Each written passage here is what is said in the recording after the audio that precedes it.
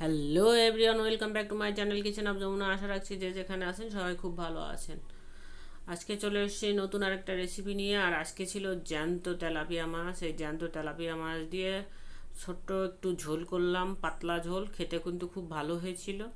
তো বন্ধুরা, অনেক দিন ধরে আসলে ভিডিও দেওয়া হয় না, তো আমি একটু বাইরে গিয়েছিলাম, সেই জন্য ভিডিওটা দিতে দেরি হয়ে গেল। তো যা হোক, এখানে হচ্ছে বন্ধুরা, আমি প্রথমে তেলাপিয়া মাছগুলো কেটে ধুয়ে পরিষ্কার করে লাল লাল করে ভেজে নিয়েছি। তিনটা আলু ছিল একেবারে ছোট সাইজের, সেগুলো লবণ হলুদ দিয়ে ভালো করে ভেজে নিয়েছি। ভাজার পরে অল্প একটু তেল কিন্তু এখানে অ্যাড করে দিয়েছি, সয়াবিন তেল দিয়েছি। এখন ফোড়ন দিচ্ছি আস্ত জিরা আর দুইটা তেজপাতা। ফোড়নটা ভালো করে ভেজে নিতে হবে। যখন একটা সুন্দর গ্রান বেরোবে আর এই ফোড়নের কালার চেঞ্জ হয়ে যাবে, তখন কিন্তু বাকি উপকরণ অ্যাড করতে হবে, তাহলে ঝোলের স্বাদটা ভালো হবে। ফোড়নটা ভালো করে ভাজা না হলে কিন্তু ঝোলের স্বাদটা ভালো আসবে না। তো দেখতেই পাচ্ছেন আমি বেশ সময় নিয়ে ভেজে নিলাম।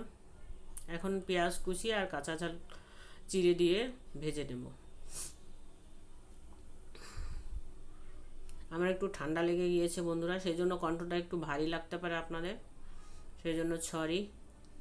তো পেঁয়াজ আর কাঁচা ঝালগুলো ভালো করে ভেজে নিচ্ছি।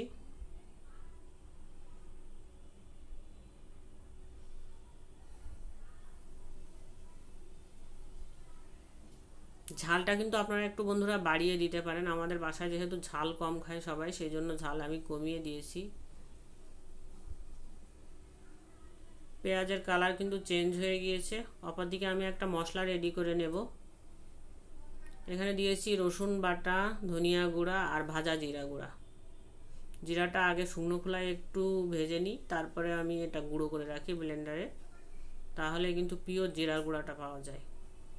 এখন সবগুলো মশলা একটু জল দিয়ে গুলে নিচ্ছি। গুলে আমি মশলা ঢেলে দিলাম পেঁয়াজ ভাজার ওই কড়াইতে। এখন মশলাটা খুব সুন্দর করে ভেজে নিতে হবে। যখন দেখবেন একটা ভাজা ভাজা ঘ্রাণ বের হচ্ছে, তারপরেও আরও মিনিট খানেক ভালো করে ভেজে নেবেন। আর এই মশলা ভাজার সময় কিন্তু ঘন ঘন নাড়াচাড়া করতে হবে, তা না হলে কিন্তু মশলা পুড়ে গেলে তরকারির স্বাদ কিন্তু ভালো আসবে না। দেখতেই পাচ্ছেন সব জল শুকিয়ে গিয়েছে, মশলাও কিন্তু ভাজা ভাজা হয়ে এসছে।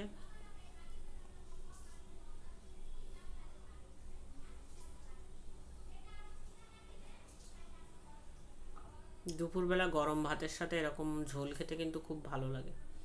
এখন আমি ভেজে রাখা আলুগুলো অ্যাড করে দিলাম। আলুগুলো ভালো করে কষিয়ে নিচ্ছি মশলার সাথে।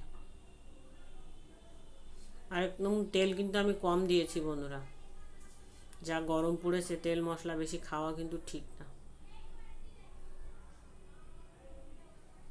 ভালো করে কষিয়ে নিয়েছি বন্ধুরা। এখন ঝোলের জন্য জল অ্যাড করব। আপনারা যেরকম ঝোল দিতে পছন্দ করেন, যতটুকু ঝোল রাখতে পছন্দ করেন, সেই অনুপাতে জল দিবেন।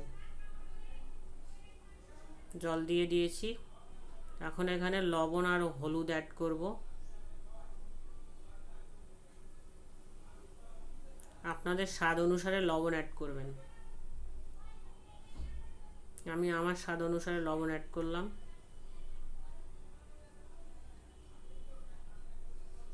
এখন কিন্তু 5-7 মিনিট আমি ফুটিয়ে নিয়েছি আর আলুগুলো সিদ্ধ হয়ে গিয়েছে, ঝোলও কমে এসছে। এই মুহূর্তে আমি দিয়ে দিচ্ছি ভেজে রাখা মাছগুলো।